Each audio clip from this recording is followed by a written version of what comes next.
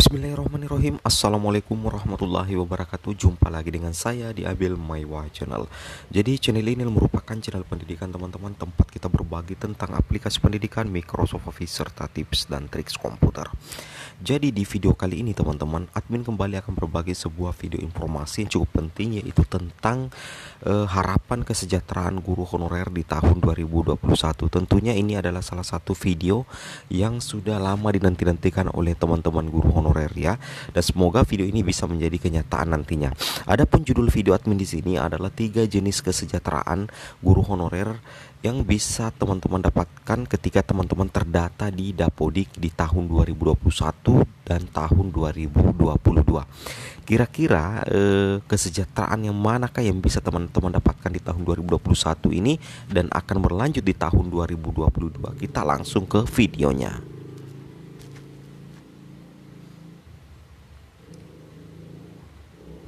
Yang pertama teman-teman adalah program sertifikasi tetap berjalan dan target 10.000 guru.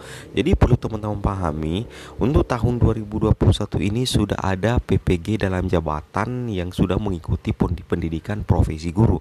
Dan insya Allah kedepannya di tahun 2021 ini berlanjut ke tahun 2022, program sertifikasi tetap berjalan dan target dari Kemendikbudristek itu adalah 10.000 guru sertifikasi. Jadi selain guru penggerak, progres atau proses sertifikasi guru itu adalah merupakan salah satu program unggulan dari Kemendikbudristek. Nah, jika teman-teman sudah mengikuti sertifikasi guru, berarti teman-teman itu sudah berhak untuk mendapatkan TPG atau tunjangan profesi guru.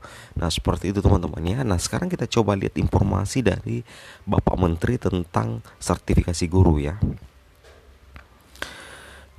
Nah, di sini dijelaskan di salah satu media elektronik yang cukup terkenal di Indonesia, teman-teman, yaitu jpnn.com.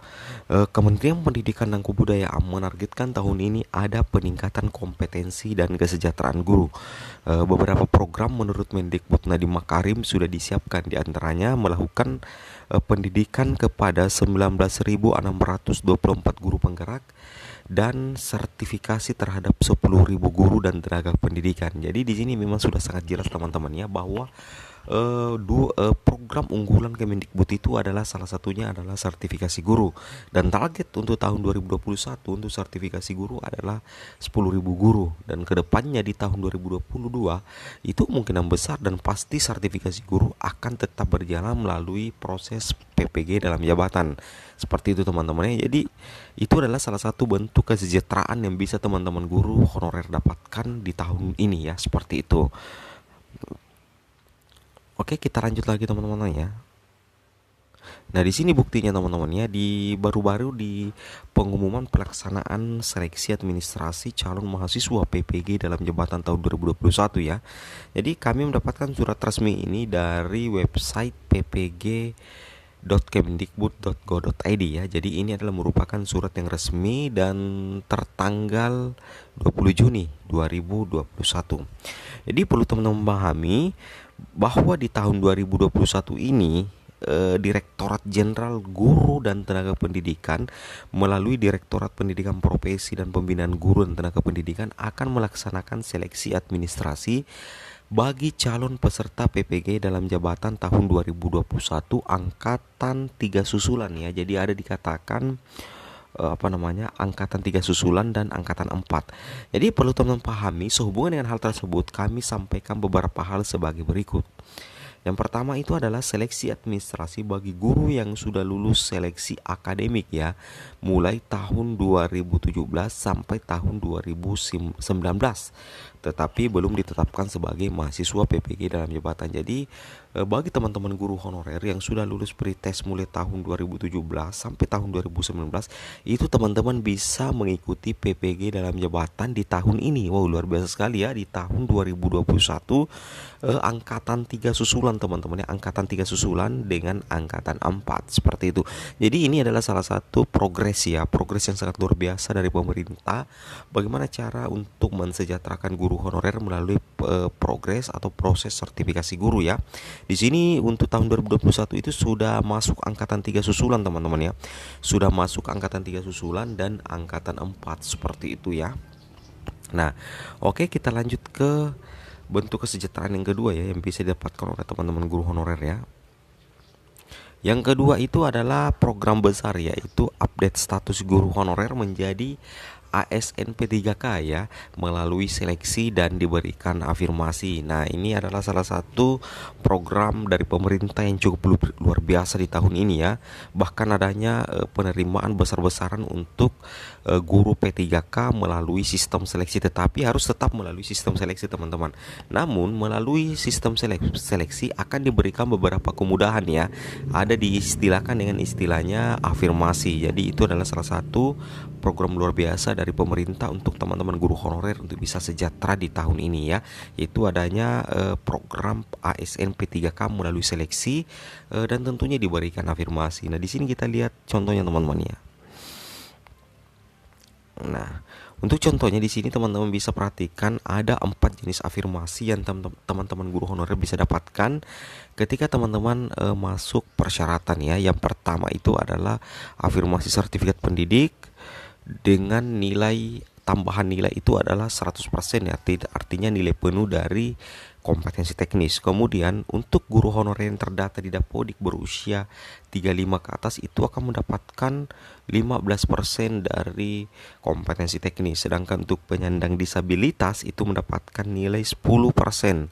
Dan untuk guru honorer THK 2 itu mendapatkan nilai 10%. Jadi ada 4 jenis afirmasi yang akan teman-teman guru dapatkan ya ketika mengikuti proses P3K di tahun 2021 yang masuk kategori seperti itu dan memenuhi persyaratan.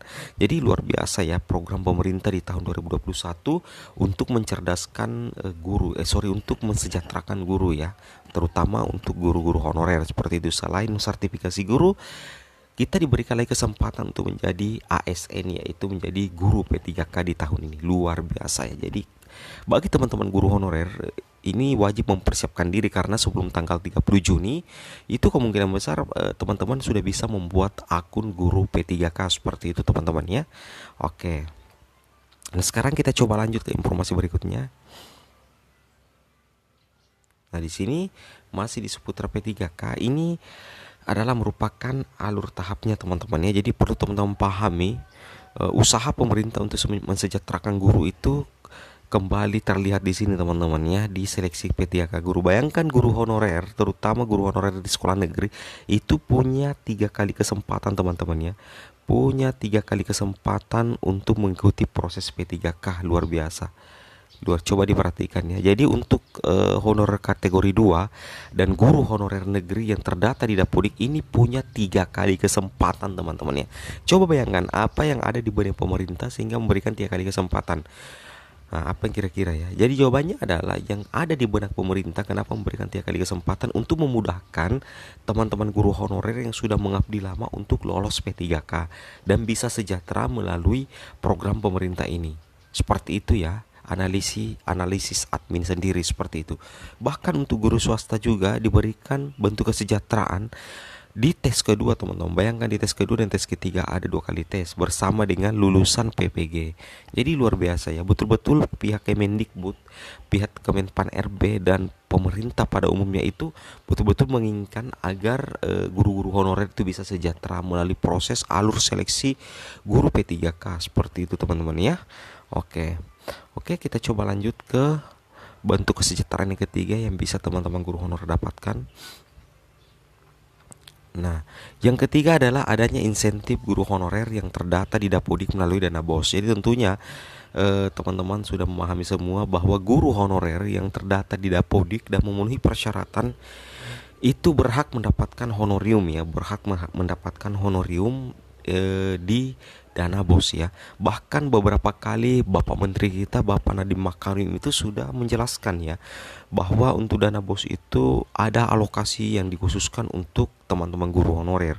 Banyak sekali di webinar-webinar yang membahas tentang dana BOS untuk pembayaran honorer ya, seperti itu. Dan di sini ada dasar hukumnya di Juknis BOS yang terbaru teman-teman ya.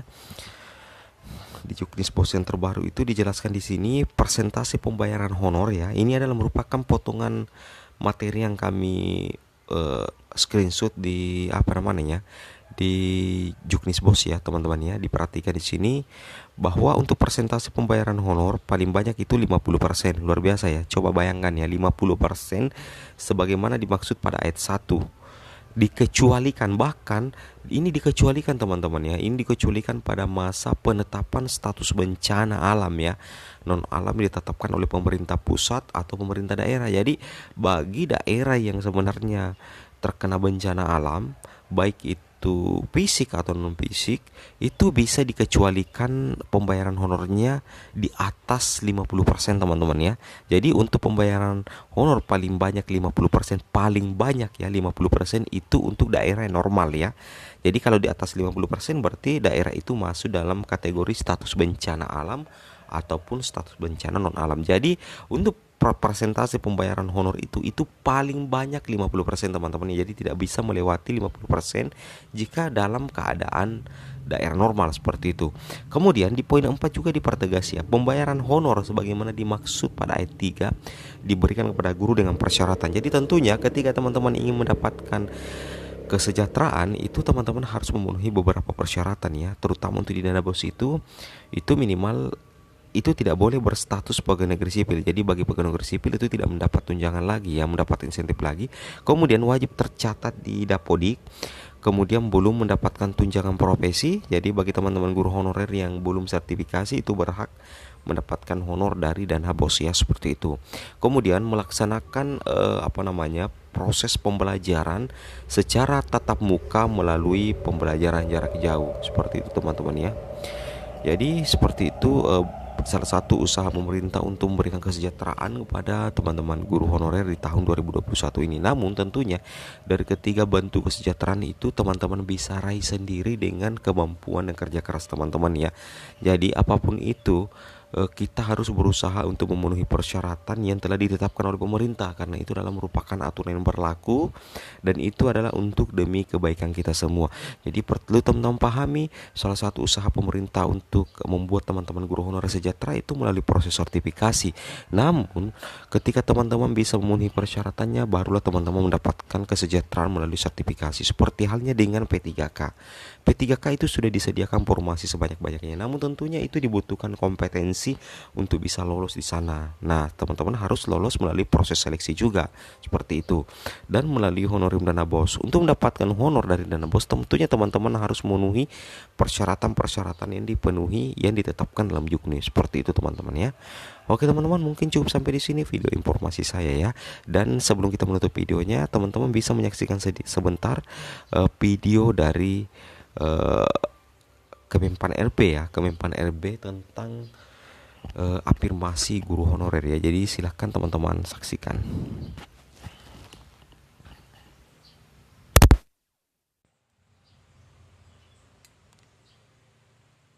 Guru-guru yang sudah berusia 35 tahun ke atas, kemudian juga sudah mengabdi di atas 3 tahun, kemudian juga THK 2 dan sebagainya. Sebenarnya tadi di paparan kami dan Kemendikbud juga sudah kami sampaikan bahwa pertama untuk mereka itu untuk guru yang berusia 35 tahun dan terdaftar di Dapodik ya, dan telah mengajar 3 tahun itu akan diberikan penambahan nilai